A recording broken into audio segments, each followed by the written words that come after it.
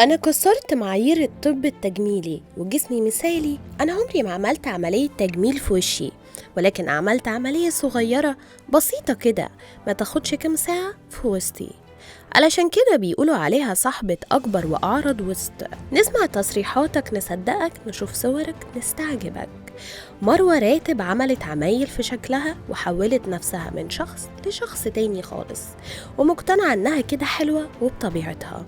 هي شايفة إنها حلوة وماشية بمبدأ البس اللي يعجبك واعمل عمليات التجميل اللي تعجبك برضو.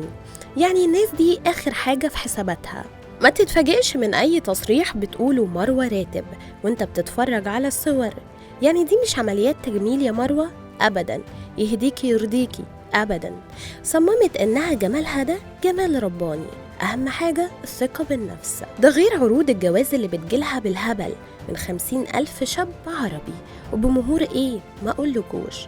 الغريب بقى إن رد فعلها على العروض دي بتقول على نفسها سورية الأصل أوروبية الجواز. مين مروة راتب وإزاي يتحول شكلها كده، واللي شايفة نفسها ما تتكررش وجميلة رغم اختلافها اللي مش طبيعي عن كل اللي حواليها.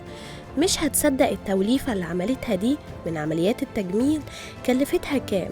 ازاي شايفة ان جسمها مثالي؟ الموضوع ده نسبي برضو ولا ايه؟ سبحان الله، عملية التجميل اللي خلت مروة راتب صاحبة أعرض وسط في العالم.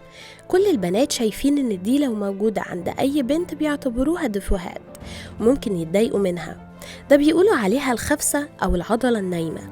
اهي مروة راتب صحتها من نومتها. مروة فكرت تعمل حاجة غريبة عن كل اللي حواليها، بس للأسف وسعت منها لدرجة ان كل الناس كانت فاكرة ان العملية فشلت وحصل لها تطورات هي اللي خلت شكلها كده، ولكن اتضح بعد كده ان هي اللي قصده تعمل الشكل اللي كلنا شايفينه كده. مروة طمنت الجمهور ساعتها وقالت: يا جماعة العملية بسيطة والله، وبسيطة جدا، وبتتعمل في مفيش يعني، وكتير من البنات مسويين نفس اللي أنا بعمله وأكتر كمان. لكن ممكن يكون التغيير اللي حصل بسبب زيادة وزن بعد العملية، وده أمر طبيعي.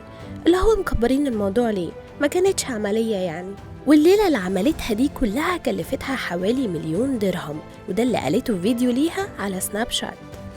مروة شايفة ان جسمها مظبوط جدا، وكل الستات بتسعى تقلدها في عمليات التجميل علشان يبقوا نفس الشكل، لكن للأسف هي ما بتتكررش ومميزة وشخصية مرغوب فيها دايما زي ما قالت كده. وعلشان كده تلاقي الشباب عليها زي الرز، مش ملاحقة على عروض الجواز والارتباطات، لدرجة ان انتشرت الأخبار ان تقدم بيها 50,000 شاب.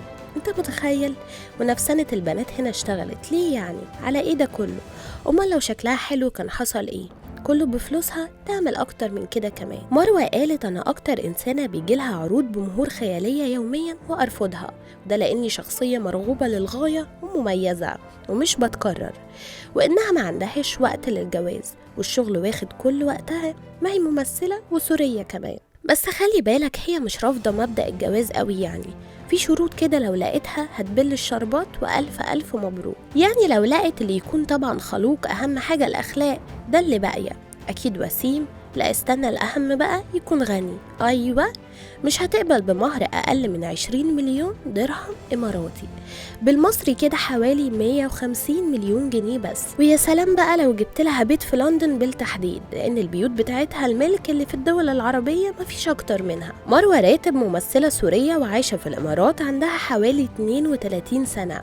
بدأت حياتها الفنية في 2006، شاركت في مجموعة أعمال خليجية بأدوار مش كتير قوي، وبعدها اتجهت للسوشيال ميديا، ده المكان اللي لقت نفسها فيه.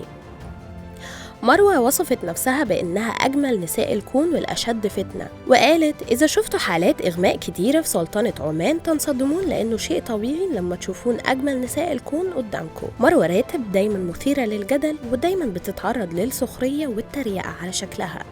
انتوا مع ولا ضد عمليات التجميل؟ وهل شايفين إنها حرة تعمل الشكل اللي يعجبها، ولا كده بتأذي الجمهور بسبب شكلها الغريب؟